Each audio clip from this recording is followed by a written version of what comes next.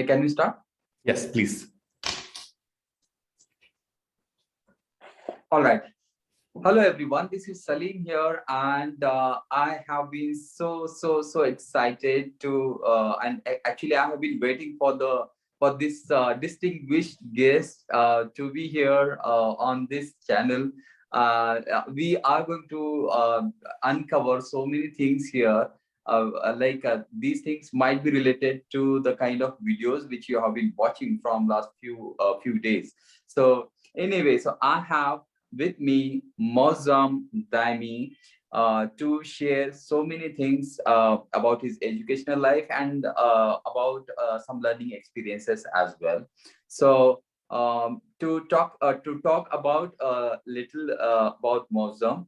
Mozam, without having any English medium background to his credit, he really got into his technical field. He did his engineering, and then he went on to do his masters in from Jawaharlal Nehru University, JNU, I guess, and then he again he did his MBA from this premier institute, one of the best institutions in India, that is IIM Bangalore.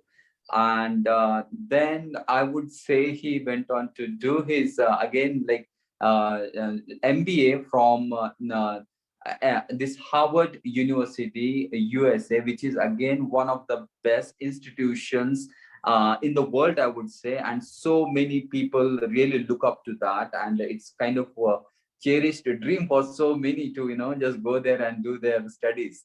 So I have with me Mozam. I'm so very grateful and really grateful to my Lord for having you here. So Mozam, please tell me, how are you?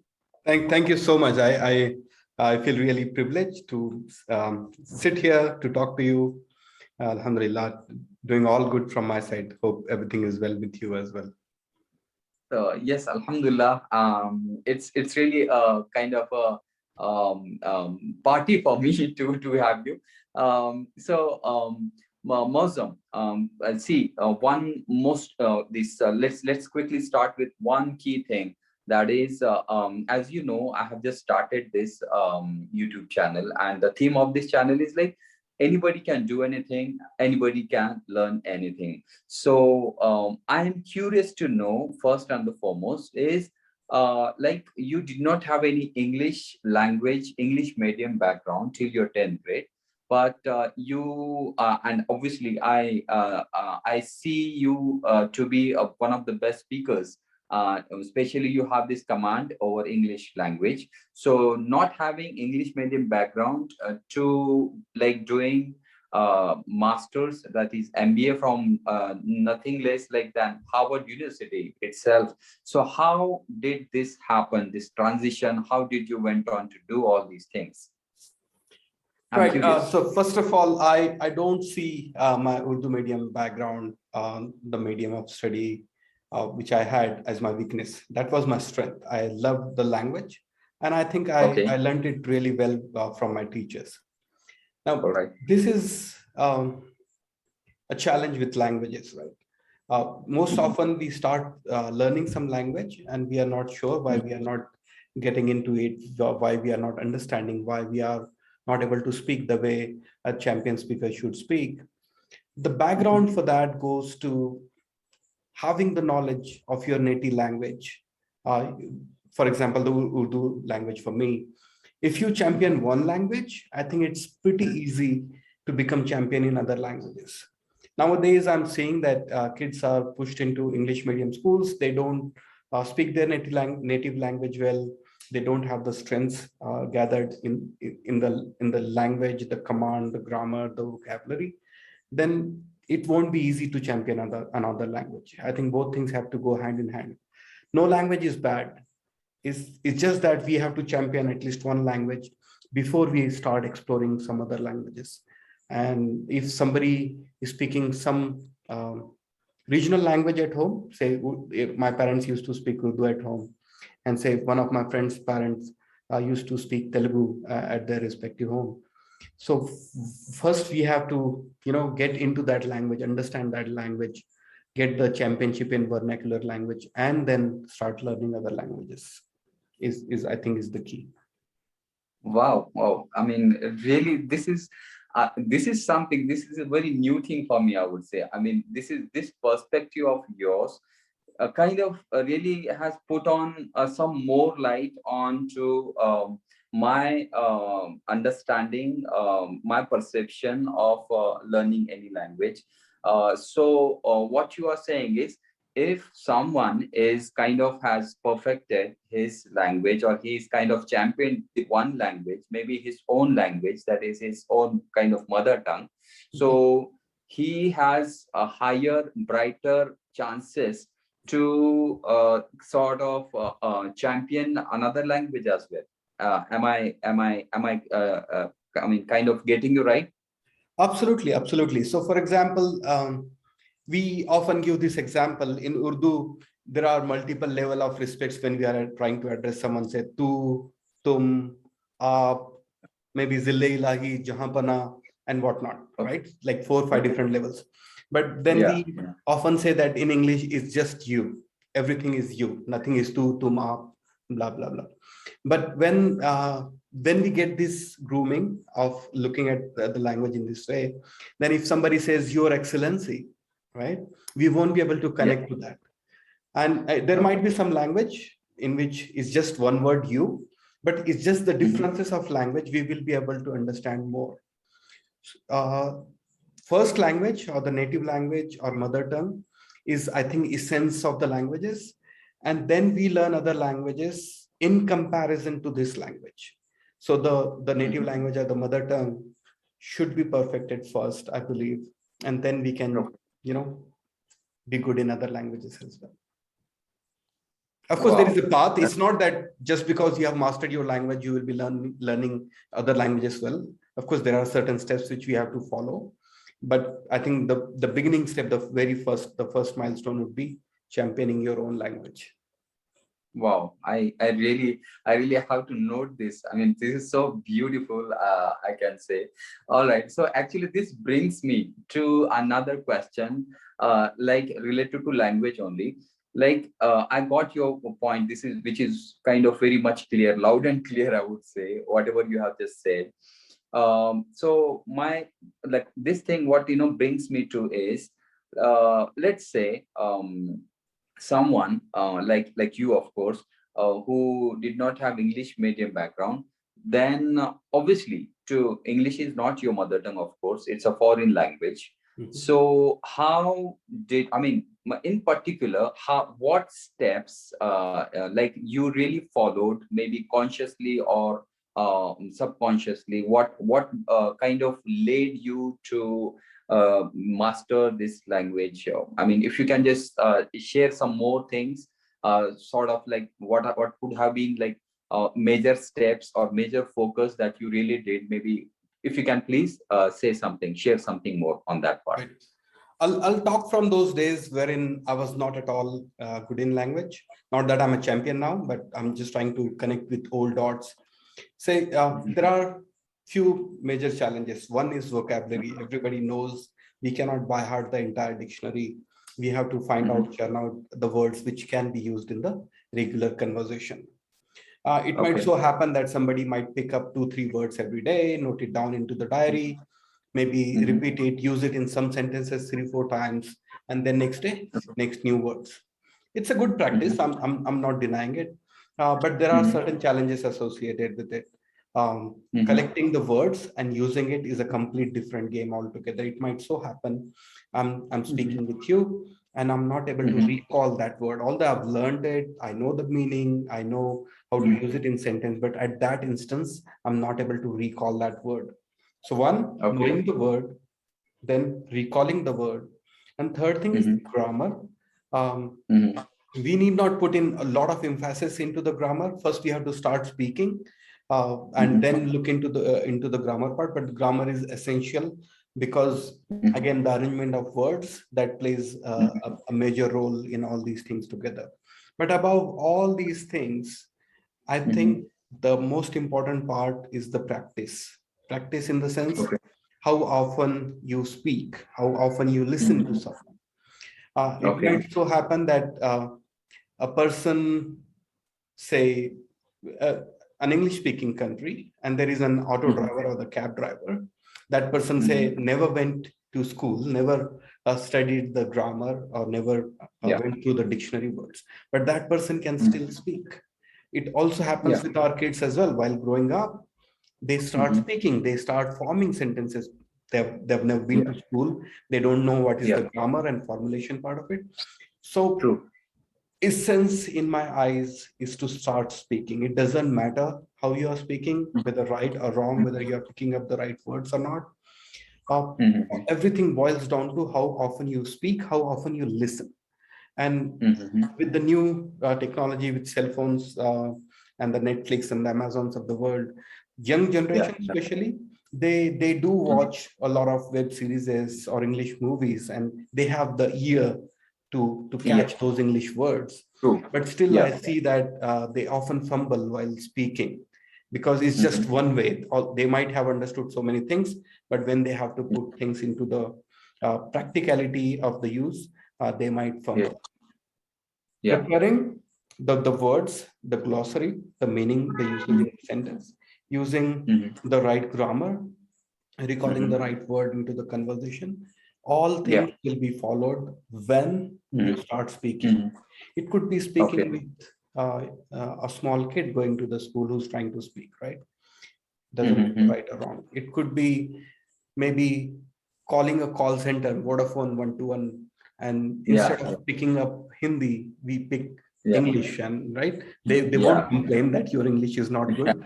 It's just the opportunity to speak, right? That person might not be really good as well, but that's fine. That's fine. That gives an opportunity to have that conversation. Wow, rightly said, Mausam. See, this thing, like core thing, like what you have just mentioned, obviously this vocab, like having grammar things that should also be in place. So one area which you have just touched upon on that particular topic, I had this video as well. That is core part of learning language is listening. That's what you have like mentioned two examples. A person who does not know anything, let's say English or maybe Arabic, and he or she goes to that particular country where that particular language is spoken. So obviously he starts speaking things with obviously he's not even consciously learning anything, but on a subconscious level he is doing that. So obviously his listening thing comes into picture. So that's what things start happening. And this is one, that is listening. And I completely, totally agree with you that yes, this is one of the core things to learn this language. And I am a staunch believer of that yes, it really helps. And I'm sure this is for everyone, every single person who is watching this. So listening is, I'm sure, is the key, one of the most important steps or the crucial step. And the second thing that you have just said is speaking, right? So speaking is, of course, it is again one of the most important things. Obviously, without speaking, we can't go anywhere. The more you speak, obviously, you better you'll become. So if I can just spend one more minute here on speaking part. So were there any? I mean, if you can recall any incident you did not have any people to speak to in English, maybe in your school days, or maybe in your college days, like maybe in 11th, 12th, or maybe graduation days. How did you find? I mean, did you find it difficult to find people who obviously did not speak English, and but you wanted to, or you really wanted to practice? So up until 12th class, it wasn't there. The opportunity wasn't there, and although 11th and 12th was in English, but I learned only the enough English so that I can write exams, get good score maybe. When I got into engineering, there we had these debate competitions and paper presentation competitions, or minimum a seminar has to be given by every student. Debates will be optional. So I did not participate in the debate thing as well. That was challenging. It was not just about having a good communication skills, but it was also about research and so many things behind it. Although I wanted it, but due to the lack of confidence in communication, I could not participate. But I used to actually participate in these presentations wherein I have the scope to prepare things in advance, write my script maybe, and have my slides ready and go and present it in front of everyone. Also, our teachers used to encourage us to counter each other's points. Say, if there is a new concept and someone is suggesting something, is there any rational point that person might be missing? I can counter that point. So it kind of used to have a dialogue sort of scenario wherein we would get to learn things. But there have been times even after my engineering. I remember I used to go on bike to my office, and I wanted to develop my ear for the way Americans speak. Most of my customers were Americans at that point of time. So with my helmet on, I would be driving to office, and then I will talk to myself, right? If I sit in a room, I'll look like a madman if I'm talking to myself, right? It was a good 1.5 hour journey. So then I would talk to myself in helmet. And there it wasn't just like talking to me, but sometimes it's like pick up a dialogue from a series or a movie, something, pick up some good use of language from say newspaper. Maybe I heard something somewhere. And I used to try to deliver it in such a way that the native speaker speaks, right? As they say, imitation is the first learning step, right? Our kids, they look at us, they look at our fingers, how our tongue is rolling, and they start using those words in their language as well. So it just reminded me, it wasn't that that example I had prepared, but yes, I've spent quite a few days talking to myself. And then I got into certain groups who are into public speaking, wherein you prepare your projects in advance, and there are topics on which you have to talk on the spot. I would also like to add one more important element of learning in my life. I used to have a manager called Eric Schroeder. He was my manager in Chicago. Imagine I was in America, but I wasn't like really good in communication yet to their level. But that person would come down and sit with me and say that, okay, instead of writing this, why don't you write this? Okay, he will suggest that email to be written. Quite a simple thing, but just a different perspective. Then he would say, okay, today you will go back to your room and you will watch a series, a TV series, 1 hour show, a sitcom, as we call it, or soap opera. So you have to watch a series in which multiple people are talking to each other. Then you have to come back and explain to me in like 10 minutes or so what happened in 1 hour TV show, right? He would say that do not watch news channels at all. News channels is just one-way communication. Everything is scripted. They are just reading it from somewhere. But this dialogue conversation is really good. Then someday he would say that you will take the entire team for say lunch or dinner, and no one else will talk. You will communicate and you will place the order for everyone else. You will ask to everyone and place that order so that you are kind of leading that stuff. At that point of time, I was a little uncomfortable, especially Native American speakers, and especially it's a lunch hour, like really busy hour. People go out from their offices, take a quick lunch and come back. And at that point, I'm eating up their time because I'm not understanding what that person is saying, right? And what I'm trying to say, maybe that person is not understanding as well. This whole process will take a little bit of more time. So it was like putting me in some 2-3 uncomfortable situations.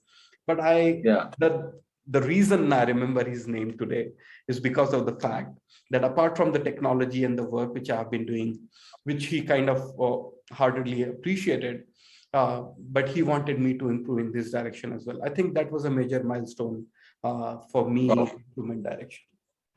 And these are not things which one has to do in America only, right? All these things can be done here, sitting at home. Of course. True, how true. Wow, so beautiful. And I'm sure Eric is someone who put you in that uncomfortable position and situation. But I think that kind of led you to become what you have become. I guess Absolutely. today I mean, you have. the credit goes to so many teachers, but of course, he for Yeah, English yeah, communication with native yeah, speakers, of course, yeah. that he's the major milestone there. True, true, true. How true is that? And just if I can add one small thing here, people get uncomfortable because, or they sort of try to avoid the situations wherein they get the opportunity, but only because like they might be laughed at. They have this thing back of their mind. That's the reason they are always at the backstage or they are at the back foot, right? I remember one small incident, if I can just put it quickly, like when I was in my graduation, there was this opportunity to speak something. It was a kind of a send-off party. Everyone was speaking in Hindi or Marathi, Mhm. but I thought, okay, I'll go and speak in English. Obviously, that was one of the toughest things, to go there and speak something in English because obviously I was not confident enough to go there and talk. Forget about English, not even Hindi or Marathi.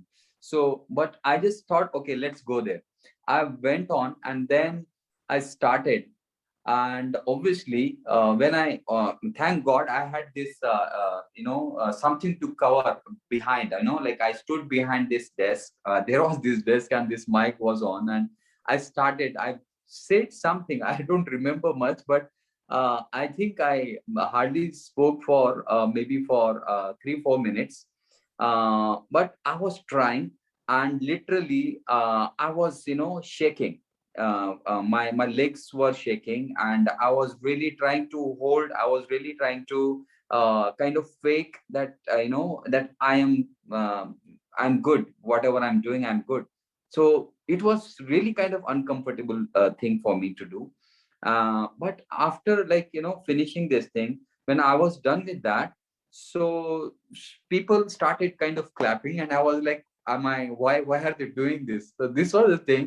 And somebody said, "Are you really did well?" But I was like, back of my mind, "Arey, I know what I did." So, but still, I managed to smile. Yeah. So that was so kind of this one of the uncomfortable things which I did. But yes, I just can correlate this thing. Whatever like episode you had in restaurants and this thing, I also had the same share of uncomfortable moments. But that kind of led me to go to a next level, and I think that was really good. So yeah, it was this thing. I really can correlate. Yes, and okay. So if I can, come to next thing, like if how like important it is for someone like this reading part, if I can take. Uh, do you think reading part can also help other than listening and speaking? You have just shared. Do you think reading can also help people Absolutely. I speak in mean, English? the very reason I was uncomfortable in those situations, because maybe I Uh-huh. was not good at reading things, right? Uh-huh. Because Okay. reading, we have like engineering things and respective domain related things. We read things, we understand the concept, we write in the exam, we Mhm. pass it, we clear the interview maybe. But if we look Yeah. at the writing structure, if we try to focus on right words being used to make it a concise sentence, if you look at the grammar construction, noting down Yeah. new words then and there, I think Mm-hmm. if that exercise is carried out, a lot Mm-hmm. of things are already solved. You won't get into Yeah. that uncomfortable situation at all. Yeah. Yeah. True. Right? True. So the the trick is Mm-hmm. to start with a small book, right? Okay. Maybe a 10, Uh-huh. 20 pages book, and focus All right. more on how it is written. Normally, when books are written, even if it is an Indian author, there will be Uh-huh. reviewers, so they will have the grammar part checked, and Okay. there will be like vocabulary checked, whether the right meaning is coming out or not. I think those things Mm-hmm. are covered very well. Mm-hmm. And if we are reading it by ourselves, if we pick up some book, and we start reading it. Do not pick the foreign authors in the beginning, although they'll use a really good language, but we may not be prepared for that. Yeah. I think the best place to start, and until few days ago, I used to say comics, which is just an entertainment because you're enjoying it and reading at the same time. I remember my childhood days wherein in my book, I would turn pages so that I'll find some picture there. You know, picture would be always interesting. And then I'll try to read the title or whatever. But these days, and I've seen it in all the varieties of books, the Cambridge, the local publishers, the American publishers. They on every page of a book, there will be some picture. Class 1, class 2, class 3, you name it, all the way up to class 10. I think I, as a parent, I still love to, you know, scroll through books of my kids, maybe in first grade and second grade, because they are using the poetic language, the rhyming words so well that sometimes I feel, you know, I should sit down and read the entire book and maybe try to teach my kids as well. The visual information we can carry for a long time, and then we connect words to them. So these pictures with these books with pictures, and nowadays good videos as well. In fact, there are some kids TV series like some sort of cartoon which kids normally watch onto the phone or tab or something. My recommendation there is to pick up a channel, a series, a YouTube channel, wherein they use simple English and not some nonsense. I mean, there are some channels which might be running in Russian. Those are so entertaining. Kids are hooked onto it. They're watching it, but they are not learning anything at the subconscious level. If I remember well, there is this show called Steve and Maggie. Steve is a person, Maggie is a crow, and they talk to each other, and they try to communicate in clear and concise words and something which kids can understand. For this, we can pick it up at our level as well. They just pick up the theme and they try to cover all the words in it. Dora the Explorer. Then we have Papa Pig, something I don't remember. The Papa Pig is the main character there.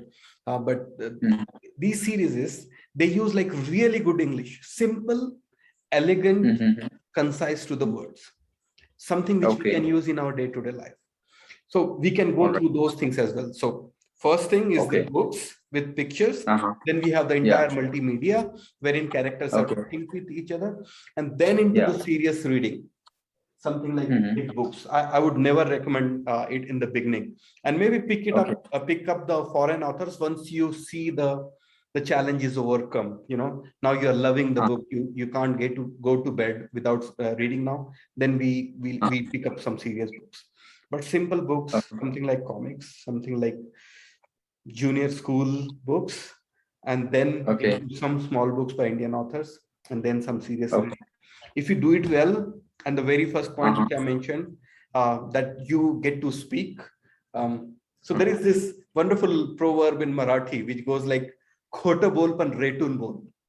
It's like, lie if you have to, but you have to speak with the confidence, right? Wow. So we have to stick to that. We are getting our vocabulary, the words, the grammar, the sentence constructions from these readings or from these YouTube channels, and then we are trying to speak.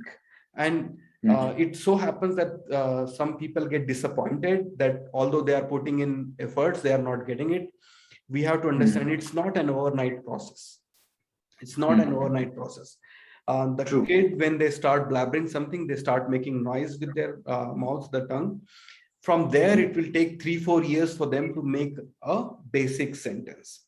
So if somebody is starting from the scratch, they have to think of themselves as kid, but make sure we put in right efforts, and then we keep repeating what we are doing good. Wow. Memorize lines. I have 3 daughters, 3 beautiful daughters. Sometimes I give them something to read, right? And say, if there are 3 characters, I'll give 1 line to one kid, another line to another kid, 3rd line to the 3rd.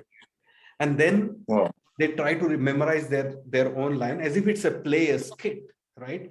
They're too young for all these things, but at least they get the the importance of a complete sentence. Like we have to remember all the words in right order. Then we have to speak with the right frequency. And when I stop, the second person have to start speaking. And the third person gets a cue that, okay, that person's reading is complete. Now I have to do it. So although it doesn't turn up to be a good skit, but still there is an emphasis for them to look at the same sentence from a different perspective. Now, I see them fight with each other in Urdu, Hindi sort of mixed language, and they can make some really complex sentences. Yeah, sometimes I just sit aside and try to observe things. Now they are making complex sentences in their native language, the mother tongue. Eventually, if you give them the right exposure, they will make these complex sentences. Maybe they'll fight in English one day, like with real, all the right word usages and all the emotions coming out at the right point, So it's just the process. It will take months, if not years, but then we have to keep dripping that drop of water so that we slowly build up on it.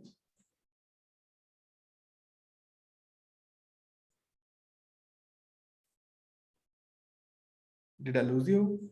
I think there was some network issue from my side, I think so. Okay. But it was going very well so far, Mausam. Thank you so much. It was really great. I mean, I lost some of the important points there. Anyway, so let's me just continue this. If what book?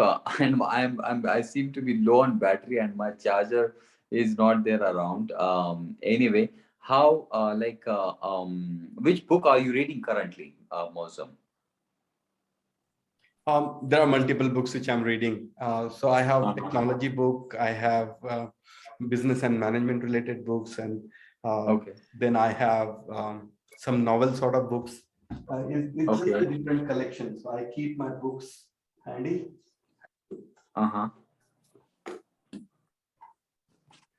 So these are the three I'm reading. This Silent Patient is a thriller sort of novel, but really good usage of English. Sidetracked is a management book. It is written by my Harvard Business School professor, Francisco Gino. Wow. And there is this book called Ikigai. This is just a self-help sort of book, how the secret of happiness from Japanese perspective is just to take the view from a different culture, how they look into things. Okay. All right. So good to know you are so much into reading. And I'm sure people can be benefited from these recommendations, as well as the kind of habit which you have, like to read things. And of course, people can be benefited from this sort of habit. All right. So other than this, Mausam, obviously there are so many important points you have sort of covered. Obviously this and this thing, obviously we plan so many things, and some of the things, those plans do not materialize. So we have to take on the other things, so this is the thing which is happening here. Like on the screen, I have this my screen has gone haywire, actually. That's really fine. can't sometimes technology fails us. That's okay. Yeah. All right. Okay, but so many good things are coming from you, Mausam. I really appreciate anything. See, other than obviously, I would like to have you more obviously in some other interviews as well. I'm not gonna leave you so easily, actually, because see, if I can just ask you, like, what would be kind of a message for people in general, or for youth in general, in specific? What do you want? What do you have to say for them? If you can sum up in few things, few seconds. So if I have to give a suggestion from improving the communication skills perspective, I think Okay. I'll just summarize things which I've said earlier. Khoto bolpan retun bol. So lie if you have to lie, but do speak. Okay. Do Okay. watch good web series and good movies. I mean, it sounds like a little weird that I'm telling someone to watch movies or series, but there are some really good series, and the internet opens us to the wide world, right? There are so many speakers, Yeah. professional speakers as well. So you can subscribe to some good YouTube channels, something like ABCD. Okay. Thank you. And Okay. do follow YouTube channels of YouTube creators who speak in English, possibly Indians to begin with, right? Normally, it so happens that if I pick up some foreign accent, some Harry Potter movie which I was watching for the first time, I couldn't understand at all. But if Okay. some Indian person is saying the same thing, maybe I will understand it, because we are Indians and we kind of sort of get it. Yeah. Yeah. And from there, move to the next level of watching and being conscious of the slang, being conscious of the accent, how Americans speak, how British speakers speak. I think those all things will come on later, but we should at least be able to decipher the differences between, say, American English and British English.